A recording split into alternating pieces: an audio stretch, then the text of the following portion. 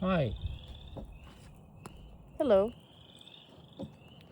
I would like to ask you to tell me if you would like about your religious experience. Sure. Are you wanting to know kind of how long I was in religion, what type of religion? Yes, and other things if possible. I started going to a non denominational church, is what they call it. It's kind of close to what I would consider kind of like more along the lines of like Baptist teaching, although they didn't call themselves Baptists. I was around 9 years old and I started going by myself with a friend and her family. And I started getting involved in church mostly from activities at first. Like, I did like puppets. Um, we would do different skits and stuff with different Bible stories for different audiences. And then I slowly started getting involved in more kid oriented programs. There was a program, many of you might be familiar, it's pretty famous. It's called Awana, AWANA. A lot of churches have this program. It's like an organization. Anyway, I was in that for, until I was like a senior almost in high school. So it's a program that goes from like 3 or 4 years old all the way up until like high school.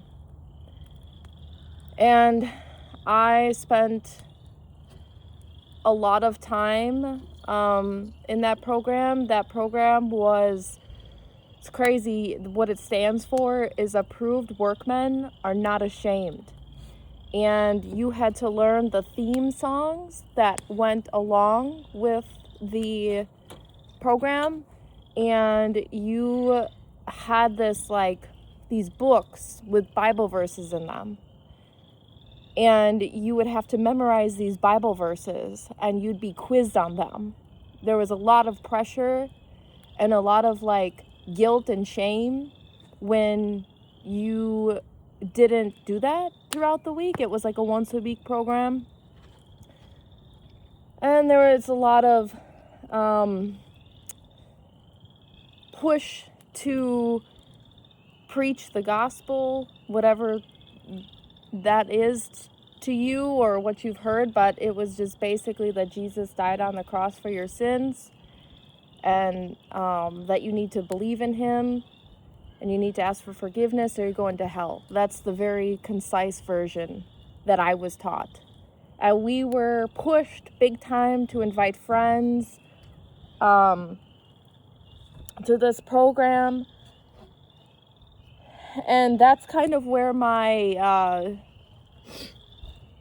it's unhealthy in general, but that's when I started seeing some very unhealthy behaviors of religion is in that program. This like almost like drill sergeant type demands to memorize these verses and get these awards. At the end of the year, they would hand out all these rewards for how many Bible verses you did through the book and how far you got. It was interesting. After that program, I simultaneously, when I was in high school, I went on, I think it might have been when I was in middle school, high school. It's hard for me to remember, but somewhere Yeah, around there, I went on my first missions trip. And again, there's a huge push for these missions trips to go and talk to people about this message that I just told you, the so-called gospel. And it was a very scary, intimidating experience. And there was a lot of shame put on you if you didn't do this.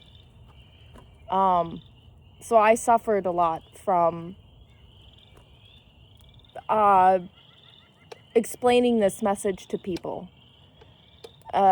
Many, even like we would do going up to random people's doors in neighborhoods. It was quite crazy thinking about it now, how intrusive and like in people's face you were. And did you go just here in the United States or abroad as well? I went abroad. I went to Mexico, and I went to Guatemala. And they're even more religious, like there. It's even more intense, in my opinion, at least the areas that I was in. It's everybody goes to church like every day. It's a lot.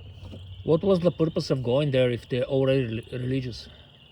So the purpose of going there, we were told, or so I believed, we would go to their neighborhoods of other people. There were some areas that they thought like people were Catholic or a different denomination, and so they were very adamant about sharing like the gospel, that their version, like Catholics or Lutherans or other religions weren't the religion. They were missing out on the truth. So that was kind of the push. So what was the final, when did you finally decide to leave, and what other things? You mentioned some of the things that, such as shame, pushing, any other reasons why you left religion? Yeah, I had I was involved in it's kind of started here at this point is when I started really questioning why I was believing these things. When I was in a program called the Navigators in college, I was very highly involved. It's a huge religious organization that goes on college campuses. And I was like high up in the leadership hierarchy, whatever, on my campus. And I went to a program in the Dells. And the amount of disrespect for women specifically that I experienced from that program leader, and the controlling aspects, the inability to make your own decisions, the inability to like object to what they were asking you to do, there was none of that allowed. And I very much felt like I was trapped and forced to do things that I didn't want to do. And my time wasn't my time. It was theirs, almost like they owned me. It was Wow. It was very intense, that program specifically. And so at that point, I started really wondering, like, how can I, knowing this information, knowing what I experienced, you know, like the disrespect for women, the shame, there's many contradictions too that I started learning about. I don't want to go into all that, but like you can start seeing it easily, like contradictions of the Bible, and just the inability to do anything different. Everybody kind of had to do the same thing, dress the same way, live in the same area, believe in the same, you know, political views, have the same amount of kids or have kids in general, all of those things. Like, I was not willing to conform any longer. I wanted some freedom.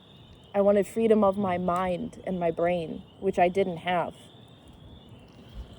I want to thank you for the interview. I will have a lot more questions, so I want to ask you in the future, would you be willing to participate in more interviews about this topic? Yeah. Would you like to tell me your name today? Sure. My name's Julie Spaso. Thank you so much. Yeah, in the future, if you're willing, I would be delighted. It was extremely interesting. Thank you so much, Julie. All right. Bye. Bye.